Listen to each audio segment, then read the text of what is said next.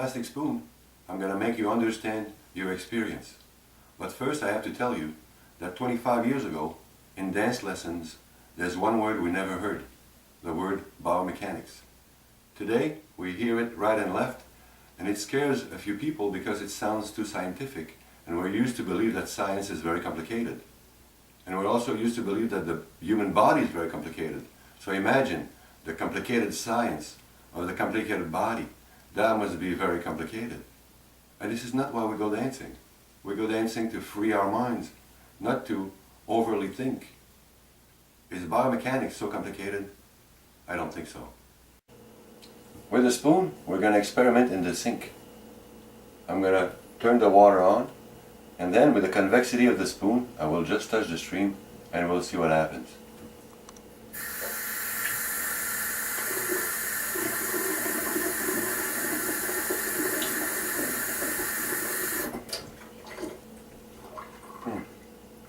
A drawing force. You can try this experiment hundreds of thousands of times and you always get the same result. A drawing force, only a drawing force.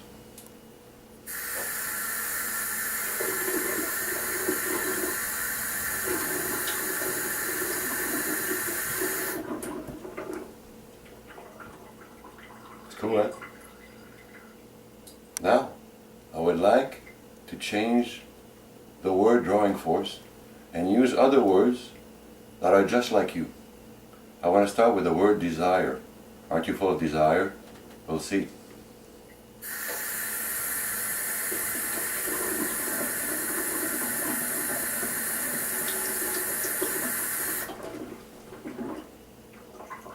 It looks like the system desires the spoon. Now we're going to try wanting. Don't you want a lot? You're full of will.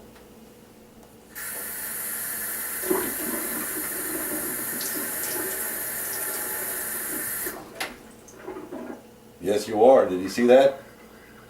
Now, I want you to see that what happens in the sink happens in two stages.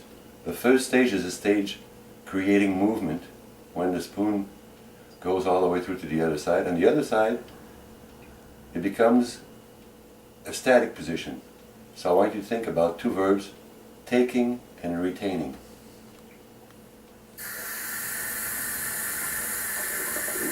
Look closely.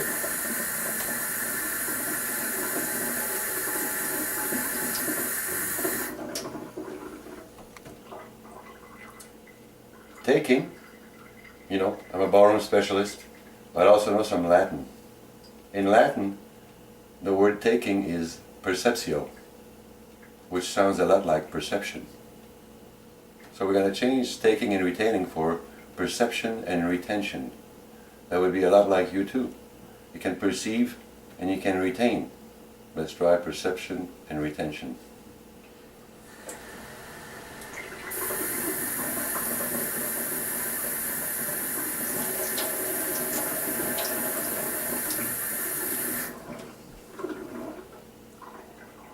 Cooler. We just saw all the potential contained in the spoon experiment. Desire, wanting, perception and retention. That's all good. But it's not that good if that's all we can do with it. So I created a circuit with a spoon, a wire and a piece of cardboard to see if the system can draw objects from a faraway distance.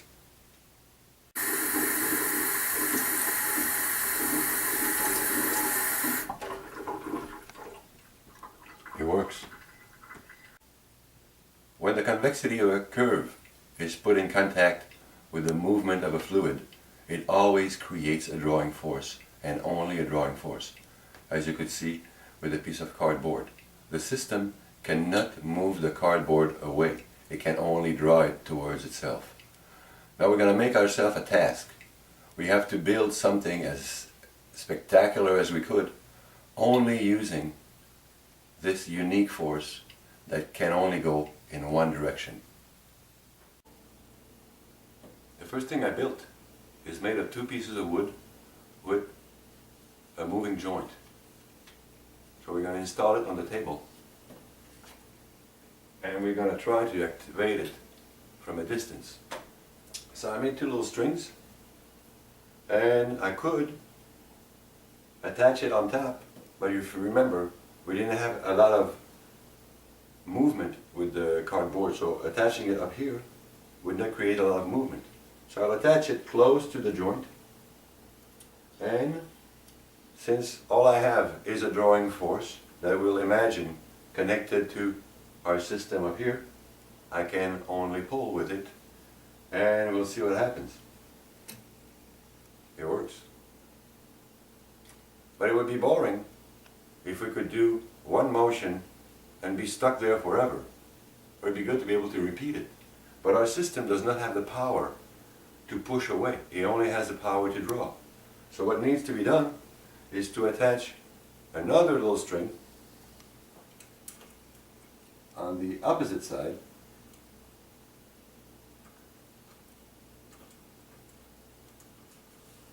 and see if the same drawing force could bring the arm back to the other side. It can. I can take and retain on top, I can take and retain at the bottom, and I can even imagine that it is an arm that has the power to wave.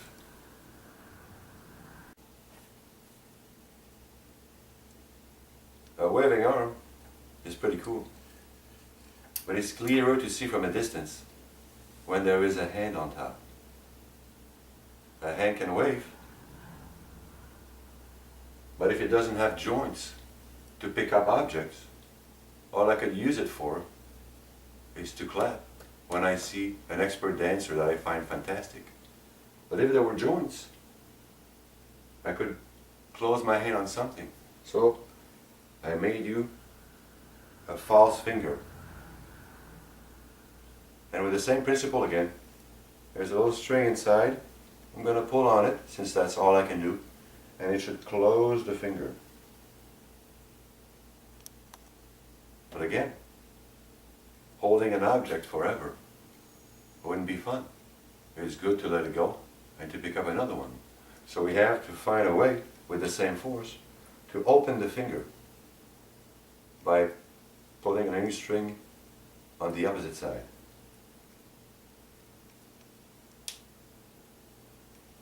I think it broke. Now I built a leg. Same principle. Two pieces of wood with a joint in the middle. Has a possibility for a lot of movement at the bottom, but my system only has a possibility to draw on a short distance, as we saw with the cardboard. I'm going to install it here, and I'll see if I can do the same thing as I did with the arm. Install a little string close to the joint, right here. I'm going to try to pull on it, because that's all I can do. I can only draw. It works, but it seems to be a little bit difficult. There's a lot of tension in the little piece of wire, so I think we should call that a tendon. But to make it easier, I made it a little piece of wood, a kneecap. And with this, should help making it easier. Let's see. Much easier. And with very little action, I can make it move a lot. But again, what would I need to do to bring it in the opposite direction, since all I have is a drawing force? I cannot push it away. I would need again another string that we call tendons now, and hook it to the bottom, again close to the joint.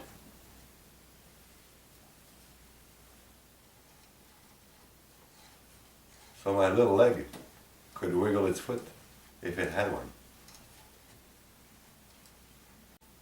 Now I created for our construction the foot it was missing, if ever our invention felt like dancing. And again, since our motivating force goes only one way, I have no option but giving it tendons on both sides. So on this side here, I could flex the foot, bring the toe towards me. But since my force doesn't go the other way, I have no option but to give it a tendon on the other side. And this one we can call it the Achilles tendon.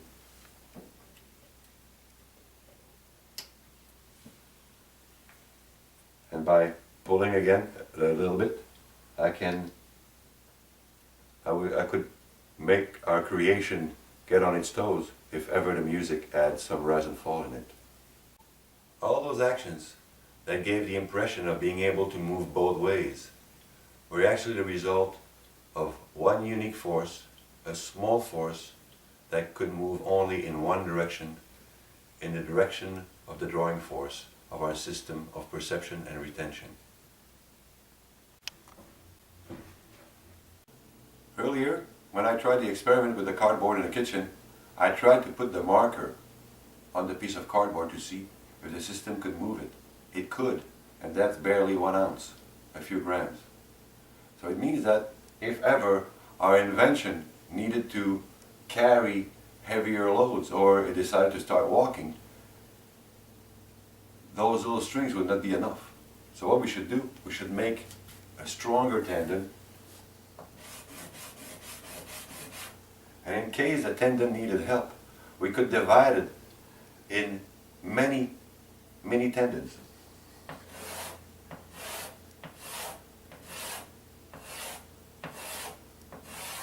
And all those many tendons would be again attached to our capacity to take and to retain.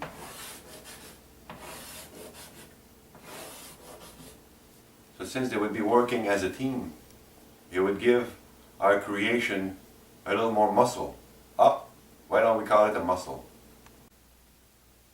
Now it's time, after all the additions of connections from the muscles, to help our single spoon with more curves. So we're going to add more curves to our system.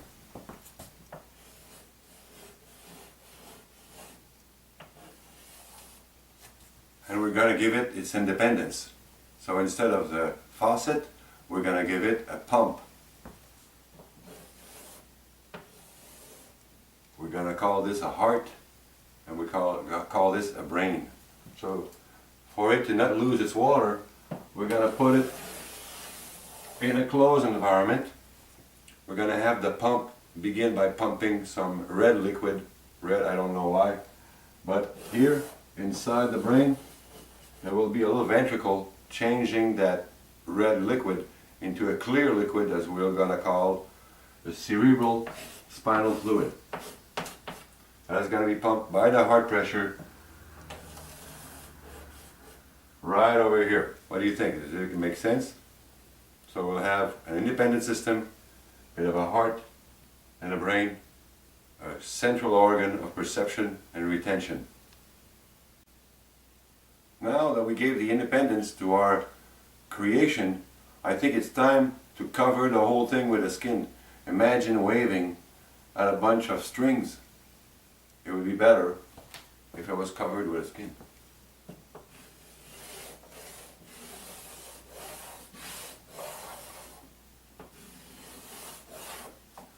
But the skin is not only for the beauty, it's for practical reason too.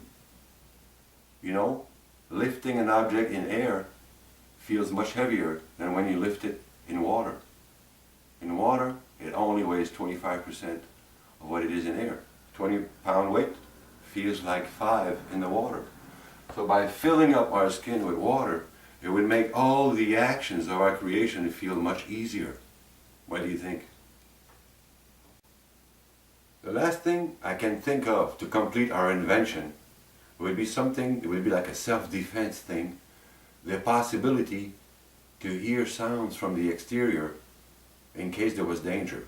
So I was thinking about a little hole on each side,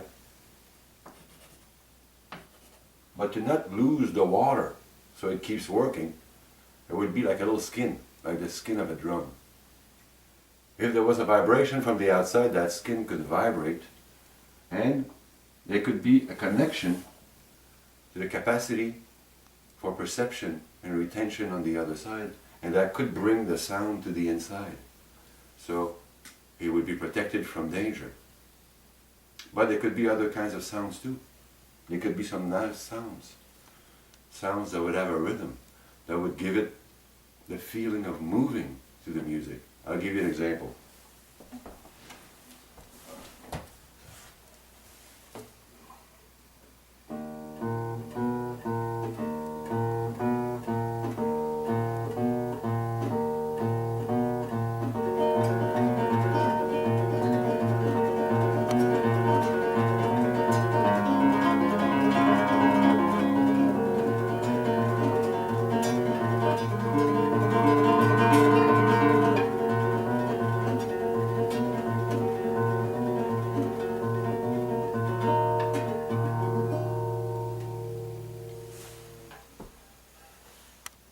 You feel like dancing? We worked hard and we're done with our construction and our little basic study of biomechanics. Imagine if someone found our invention just before our final stage of giving it a skin. They would have seen it, all the wires and all the different pieces.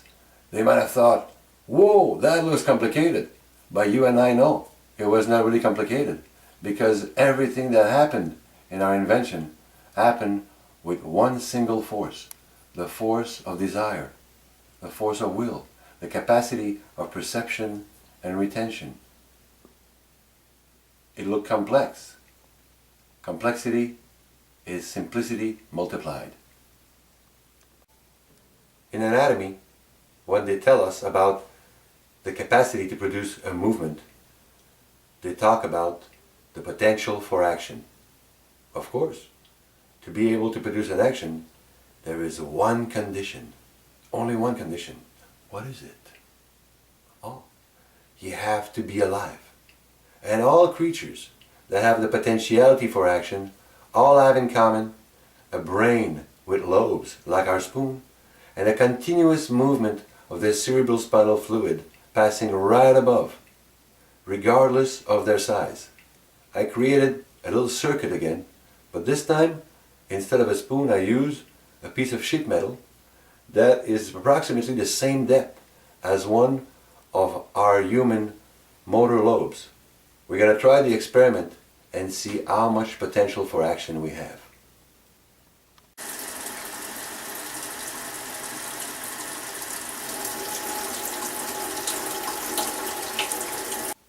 Did you see that? A potential for action of about 1 inch. A little bit over 2.5 centimeters. Before we constructed our invention, you would have thought, I can move more than that. Look, my hand moves about 1 meter in space. But now you know better. All that amount of movement is only dictated by 2 contractions. The first, taking the distal extremity of the tendon of your bicep closer to your decision, that much, and to send it away, the same amount of contraction going under your arm. Those reductions of distances are contractions. A contraction is not absolutely an expanse of effort. All the millions of actions you have performed since you're a baby have been created with this potential of action. This much was your maximum. All those actions with this maximum made you an expert that could move with ease, natural, and comfort. So that tells me that regardless of how far you may think you are from your goal of becoming an expert at ballroom dancing, the reality is that you are that close. Before I let you go, I'm going to tell you the story of Fred and Joe, 2 neighbors. It happened a long time ago. Hey Joe, come here. Why? Because I gotta show you something. I found something. What do you find? I found my grandfather. He doesn't live here. He does. But I found him on the floor. He doesn't move anymore. Let me see that. Whoa. What should we do? I don't know. Are you hungry? I'm hungry, but he doesn't smell so good. You're right. Maybe we should bury him. We get rid of the smell. Yeah. But before we do that, I always was fascinated with the body. I'd like to see how it's made inside. Can we open him up? Huh? It's my grandfather.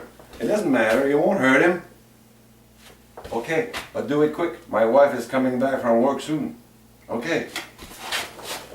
Whoa! There's a lot of wiring in there. How do you think it works? I don't know. Let me think about it. You know, sometimes I think about moving my arm and it moves. So maybe it would work like our telephone. What do you mean our telephone? I'll show you. Do you have one? Yes, I have my grandfather's telephone. Here.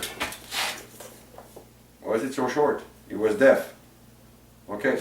So when the string is loose, we can't hear anything. But when it's tight, we can talk to each other. Yeah, and maybe it's the same thing down there. When I do something with my arm, there's a little tension. So I think that maybe he's sending a message to this one, like when you called me earlier, when you said, Joe, come here, and I came. Maybe that's what happens here. This one says, arm, come here, and the arm comes. That makes sense. Remember when we opened the head, there was a lot of water that was dripping all around. Yeah, what do you think it's for? I don't know. What do you think? I don't know. You know, when we fall on the ground, it hurts. But when we jump in the lake, it doesn't hurt so much. So maybe that's why it's for. So it's, if it's hit with a stick, it doesn't hurt as bad. I think you're right. So the water would be for protecting this one. That makes a lot of sense. That makes a lot of sense. I think we got it. The strings to send message and the water for protection. What do you think of my story? Bio means life, and mechanics means how a movement is produced.